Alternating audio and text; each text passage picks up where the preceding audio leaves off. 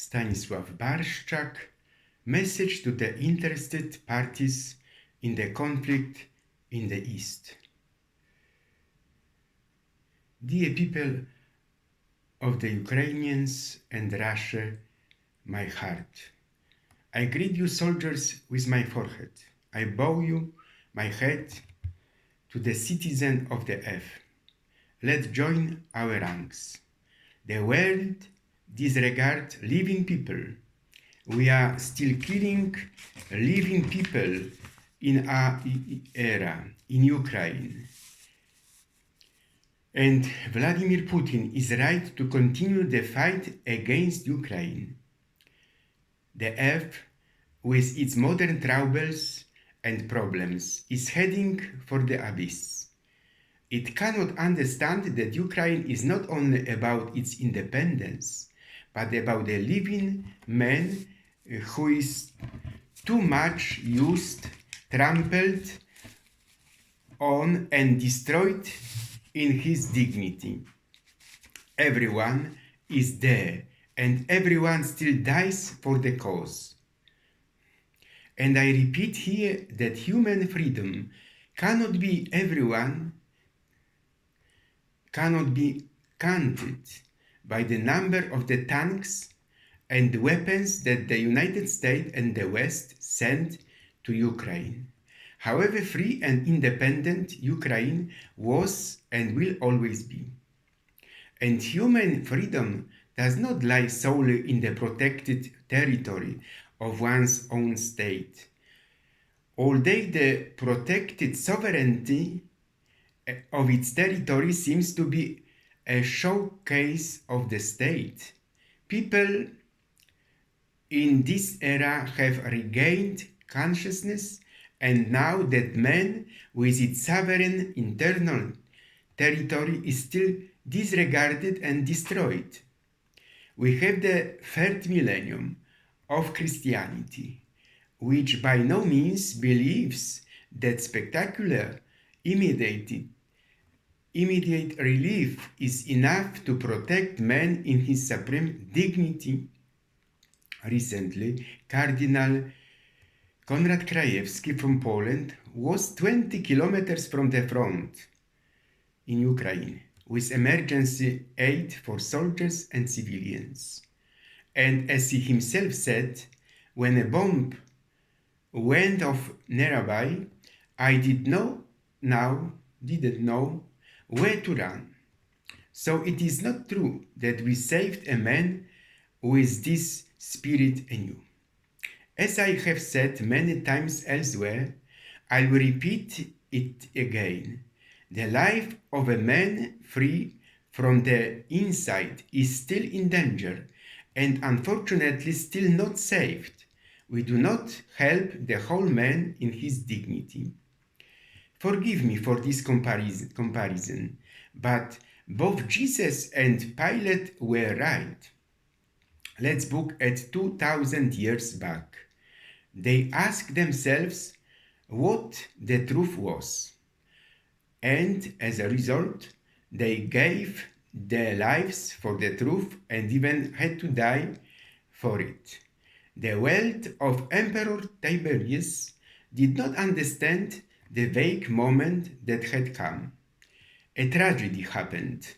Innocent blood was killed again. Thanks to these two sacrifices, the world saved half of human dignity, one might say, to bear witness to the next generation. But God was not saved. He was even defeated. The tabernacle veil in the temple in Jerusalem was torn off. I also think that in this age of ours, we will also defeat God. Once again, we will not pass the exam in the inner life of mankind, because selfishness dominates the interests of the privileged classes and not the mind of history. Although Jesus was always closer to saving human dignity, Pilate also wanted well. It seems that the latter could not have acted otherwise because his inner life was also in danger from scratch. It does not seem that they had supreme authority here and now in Palestine during the era of Emperor Tiberius, and Jesus also understood extraordinary human dignity. We say that crowds followed him because he was God. May the construction of the third temple of Jerusalem be finally overcome by the life saved to the end, both of the outside by saving its external territory, and most importantly, that is the interior life, which is to be given forever by the gift of humanity, that is by striving for its highest fulfillment. Let's be wise for the next generation of people. Some say that if Ukraine collapses, we'll be next. Some said they were ready and willing to discuss sending warplanes to Ukraine, but they didn't ask us.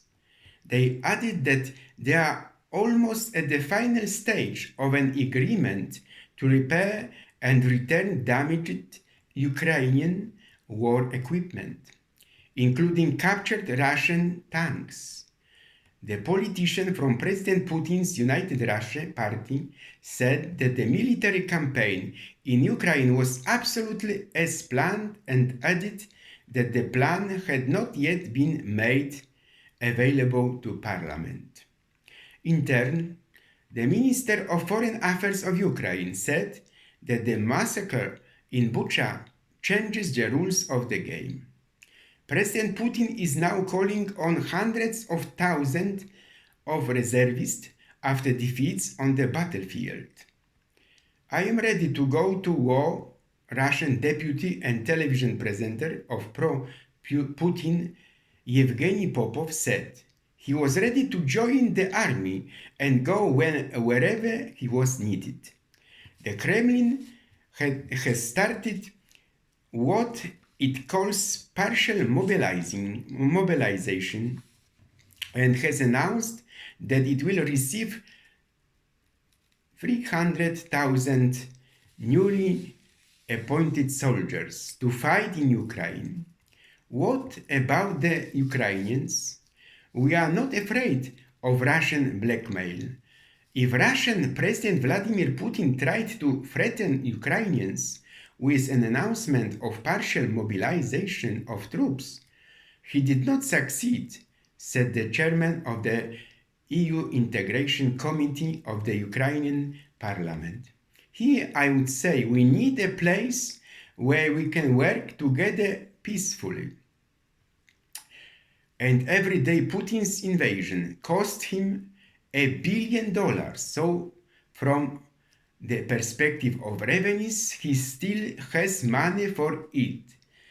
So if we really want to cut him off, we have to stop paying him money for killing the Ukrainians.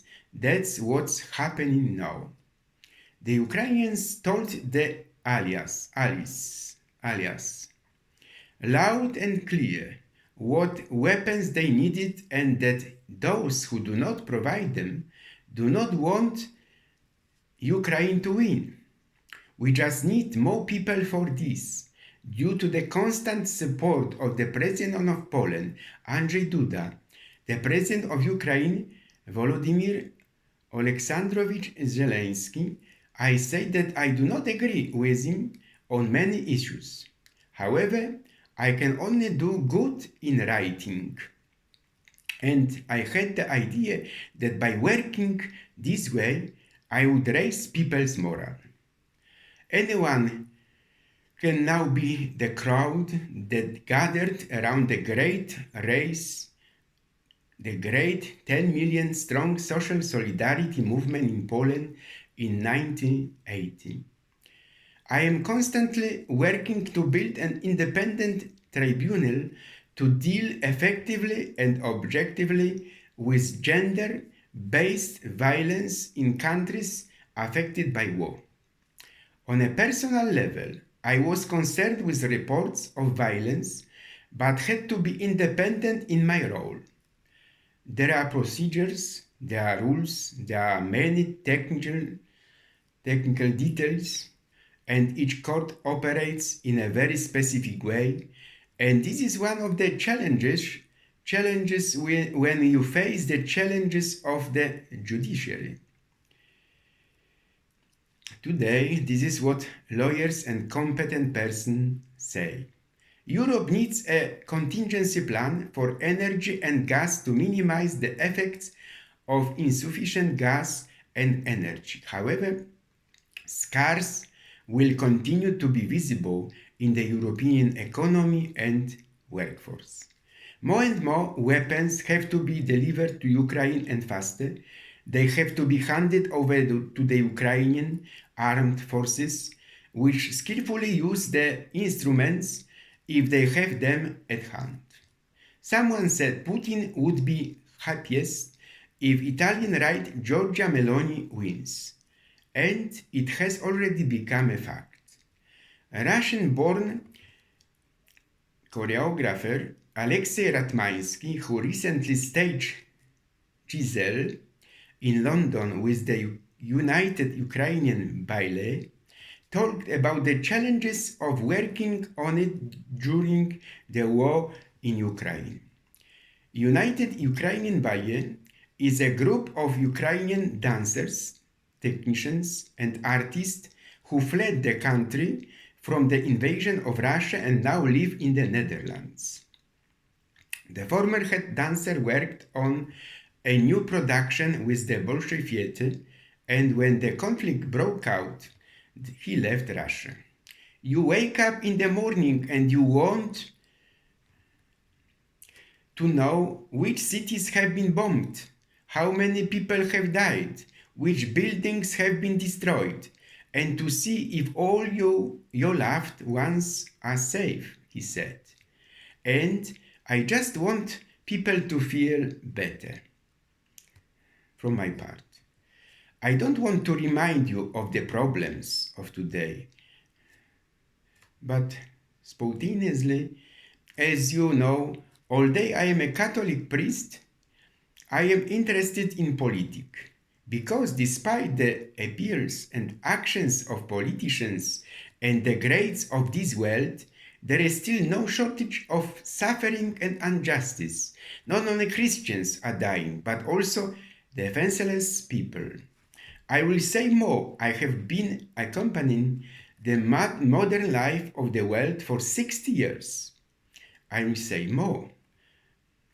Since the first human flight into space.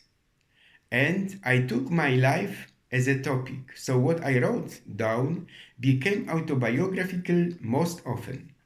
It showed a lot of interest in a popular topic. It is also for this reason that I hope for humanity. I hope. One of the youngest Auschwitz survivors, perhaps the most infamous of the Nazi death camps, said she loves life and that it will be hard to wake up in the morning without hope. A child saved from the Holocaust, who was born in Poland and was only 6 years old when Auschwitz was liberated, also once asked if the dark nature of humanity is part of the dark nature of thinking that if we get rid of our neighbors, we'll be happier. Miss Tova Friedman, talking about her family, most of whom were murdered during the Holocaust, asked at the same time, what exactly did we do to deserve annihilation? I ask if the dark side of humanity has not become thinking yet.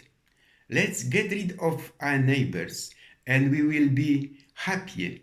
Hence the Holocaust, of everyday life.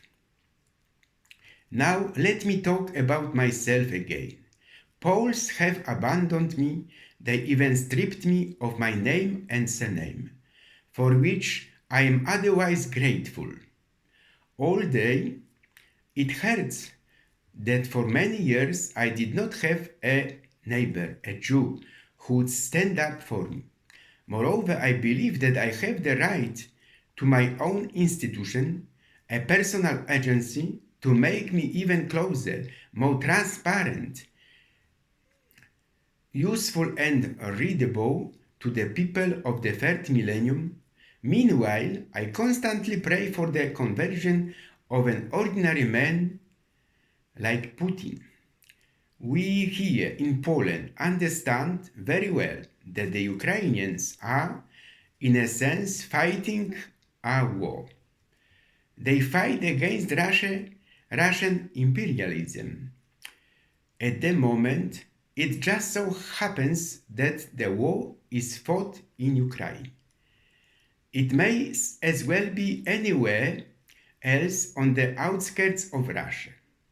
Thus, from the Ukraine, from the land where the death camp of the whole man in his human dignity, from the land of Poland, on which Auschwitz-Birkenau was built, we make an appeal to all parties to the conflict in the East, both on the part of the Russians and the Ukrainians, to stop hostilities for greater scale. We hope for humanity. We don't say stop war, but we say not for all war, no war, without saving human dignity. With a war going on, we will always destroy more than we build.